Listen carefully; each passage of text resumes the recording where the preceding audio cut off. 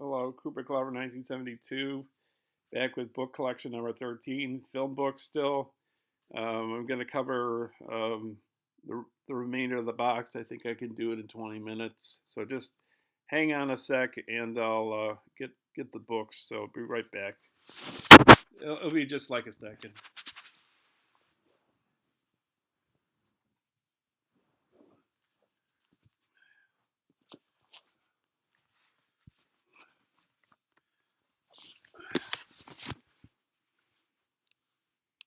Okay, so uh, maybe I shouldn't have got this. It's called Star Guide 1998 to 1999, the definitive guide to the addresses of thousands of film stars, athletes, TV personalities, authors, politicians, and many other famous people. And it's probably uh, insignificant now. You know, celebrities move, and I don't think it's really good policy to annoy people that you admire because they deserve their privacy, in my opinion. Uh, this book's called Anatomy of Film, second edition by Bernard F. Dick. Don't know anything about this. Again, it's got pictures here and there. Union St. Louis there. So some of these books I'm in the dark as to what's in them really, because I just haven't seen them in a long time, I guess. This book I read a long time ago. This guy, David Hutchinson, who wrote Film Magic, The Art and Science of Special Effects. Um, he worked alongside Kerry O'Quinn, who started Starlog magazine, and there's a sister publication called Fangoria. And in the early 80s to the late 80s, they also had another publication called Cinemagic. It was for young filmmakers, basically fantasy, science fiction, horror um, filmmaking, showing you how to do it. And it was only like 37 issues, and it was only 4 issues per year. But anyways, he was the editor in chief of that, and then he wrote this book, and it's autographed too. And it has pictures. Um, I think it's like an easy read because it's just, not many pages. There's a book I have on special effects. I don't think it has many pictures, but I bought it because it goes into great detail on how to do special effects, practical effects and CGI. So that's why I bought it. But it's not in this box. This is special effects from the movies, how they do it. Dazzling movie magic and the artist who created it by John Culhane, with over 400 spectacular photographs. This is an old book, an 80s book. I really enjoyed reading this, but again, I have a hard time remembering or retaining information as to, um, this book. I guess I see here, yeah, mechanical effects, miniatures, wire work, stationary mass, opticals, and printing, hands-on animation, computer graphics, makeup, stunts, um, disasters. So it breaks it down into different categories, I guess.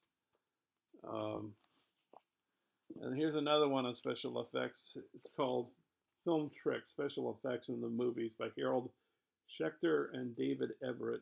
I can't read what's below that. Well, whatever. Anyways, this was from the library yet again. Um,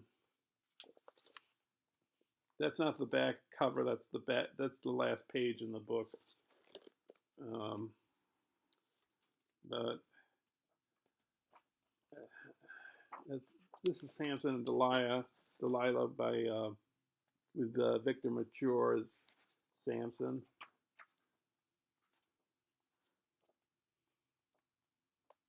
So, Mary Poppins.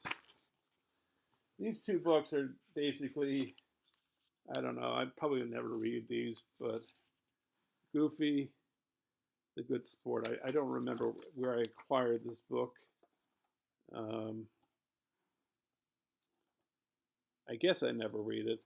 I have a book on Disney animation I want to read. I have a few of the classic Disney movies. Um, this is about Disney World. This is when I went there back in the late '80s with my family.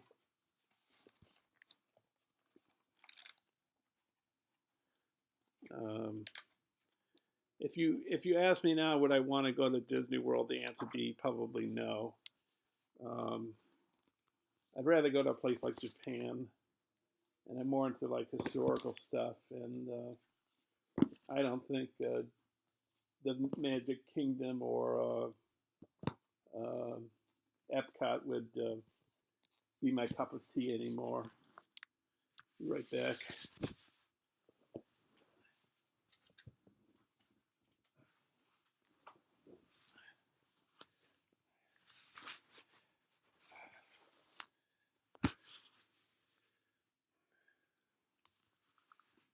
Okay, so we got two more piles. There's not a lot. There's only 5 books total left.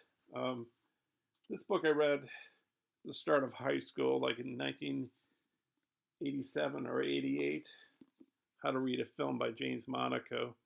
The Art, Technique, Language, History, and Theory of Film and Movie Media, revised edition. Oh, this is just one of my brother's old friends signed that there. He gave this to me for my birthday, I believe. I believe that's what it is. There you see Garrett Brown there. He's the inventor of the Steadicam. Of course, I thought the Steadicam was designed for The Shining. I thought that was the first time it was used. Maybe it was Raging Bull. Both of those films came out in the 80s. But I think it possibly, and if anybody knows, just leave a comment, that Steadicam might have been used even before those two films. But I do know that I would say that The Shining and Raging Bull were of the first few films to use Steadicam work. This is also by James Monaco. It's called American Film Now. The People, the Power, and the Money in the Movies. Revised and updated. But this is, when we talk about American Film Now, this is like the late 80s. So it's kind of a dated book, if you will. But and in this particular book, there's a list of, I'm not showing these pictures real well, I don't think. But there's a list of, they have film critics in the back here, and they I think it's in the back. There's the, what do you call it, the index.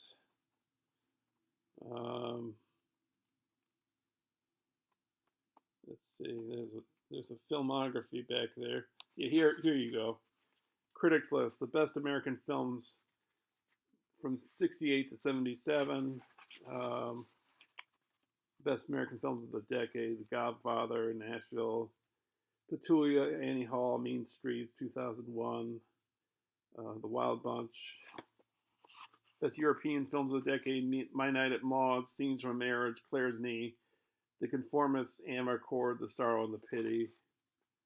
The best American films: Godfather, Jaws, Godfather Part 2, Annie Hall, Pat Garrett and Billy the Kid, Clute, Night of the Living Dead, Midnight Cowboy, The French Connection, Chinatown. Oh, that's Peter Biskin. I'm sorry. He wrote Down and Dirty Pictures, but there's a whole bunch of people here. Vincent Canby, 2001, Alice's Restaurant, True Grit, Wild Bunch, Mean Streets, Nashville, Milestones, Annie Hall, Star Wars, Godfather. Just Peter Cowie, Richard Corliss here, Stephen Farber, uh, Stanley Kaufman, Janet Maslin. Um, I've seen Janet Maslin a bunch of times at the Jacob Burns Film Center. She facilitates a lot of the. Last I knew, I haven't been there a while. She facilitates a lot of the Q&As. I'll just read her top 10. One Nashville, two Taxi Driver, three Bad Company, four Bloomin' Love, five September 30th, 1955, six Last American Hero, seven Annie Hall, eight Rosemary's Baby, nine Dirty Harry, and the tenth one is Sugarland Express. You also have Francois Truffaut's here. You have James Monaco, the authors, David Thompson's, Andrew Saris from the Village Voice, Richard Chickle. So, yeah, but just covering movies from I guess, the new Hollywood. This is a really good book. It's called Cinema of Outsiders: The Rise of American Independent Film. I think I told my father I wanted him to buy this for a Christmas present for me, a birthday present. I can't remember which one it was that I got it for, but you see, what's her name there?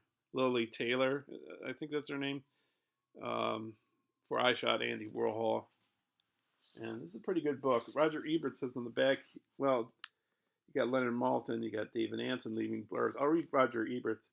At a time when independent American films are more visible and important than ever before, this is an invaluable study. Emmanuel Levy's writing is wise, passionate, and amazingly well informed. I don't know if there's pictures in here. Maybe it's just text. I guess it's just text. Wait a minute. No. There are pictures.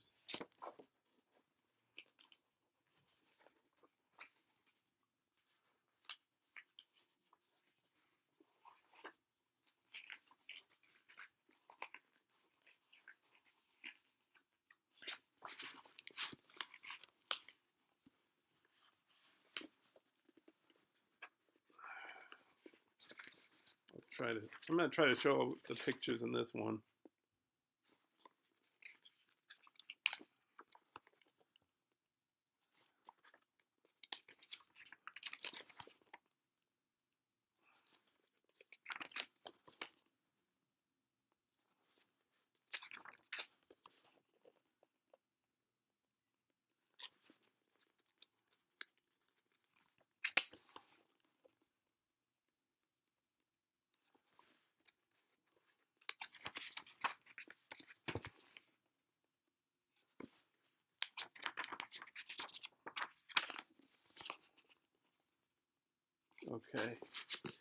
Okay, so we got two more books to go, and then the box is finished. There's not really a lot of books in this box, so hang on a sec.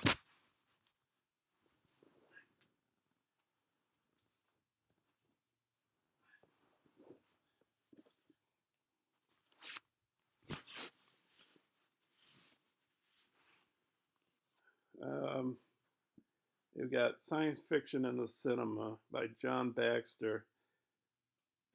I don't know if John Baxter was the guy that wrote a biography of Kubrick. I can't remember. There's a guy, Baxter, the last name is Baxter, who did a book on Kubrick, I believe. He's a British critic. I know he's featured in some special features on Kubrick, on some of the movies on Kubrick. Like, I think he's on the Doctor Strangelove one.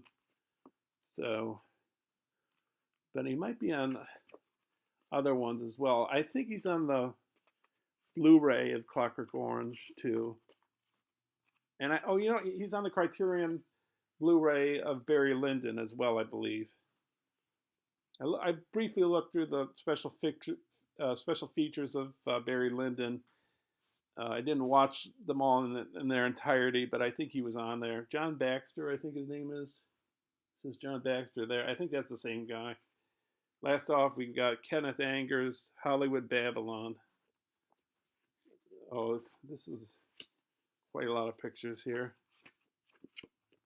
I think Kenneth Anger was a Satanist, I think. I think he's dead, but I'm not positive on that. And I don't know exactly what kind of films he made. I think he was a filmmaker. He's a filmmaker, I think. Okay, so that finishes the box. I think I'll be loading these up tonight. Tonight is Monday, and it's like 10 o'clock at night right now, 10:08. Thanks for watching. Be on the lookout for more videos. Next up, I'll do, what will I do? I was going to say, I was going to plug my channel. I've got my DVD and Blu-ray collection you can take a look at, my poetry, GarageBand music, basically, not really, most of it I didn't compose. It's just loops from the GarageBand program joined together, different instruments to make music. I've got a few RIPs for Roger Moore and Jonathan Demme. I got a film I did for a filmmaking class called Dirty Dog with using talk. We were supposed to use talking dogs. I used singing dogs with ZZ Top's Dirty Dog. There's a film I'm interested in making, and maybe I'll make it at some point. Who knows? Called Cost of Love. I've got a bunch of storyboards and voiceover narration with music and sound effects. So here's that. I've got a poem called Frankenstein with Hieronymus Bosch paintings in it, and that's closer to when I began on YouTube. If you look down, if you scroll down on the set, the bunch of videos, I guess, and Brendan Gleeson, there's a video there saying he should have gotten an Oscar for his performance.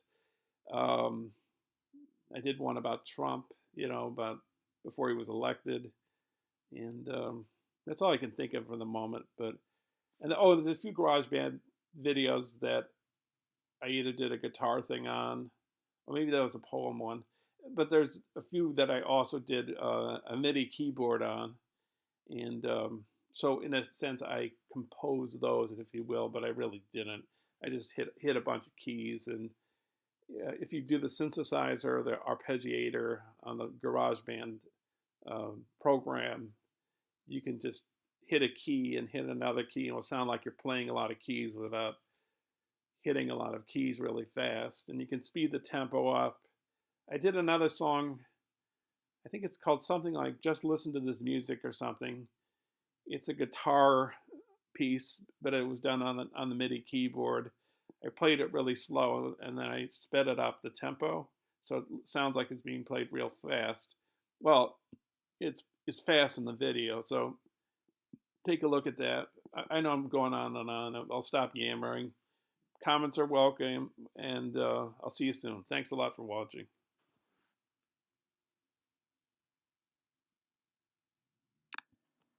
Hi, sorry to add more to the video, but I found one more book that was in the box that I must have missed, and maybe I'll never read it for all I know. It's probably really outdated and doesn't look that great. I don't know. Digital movie making using Microsoft Movie Maker, Windows ME, and I have a Mac, and I don't know. Maybe some of this information would be worthwhile, but maybe some of it, but I don't know. But that's the last thing. That's it. Okay. Thanks a lot for watching. Comments are welcome, and I'll see you soon.